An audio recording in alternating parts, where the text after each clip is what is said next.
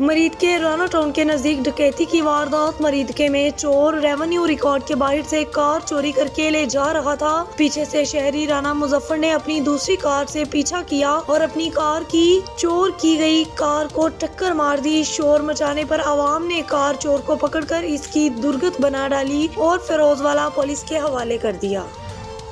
एक खड़ी की थी गाड़ी इस साइड पे रोड पे, हम वो दूसरी ऑपोजिट साइड पे, हम एक गाड़ी पे ऑपोजिट साइड पे थे।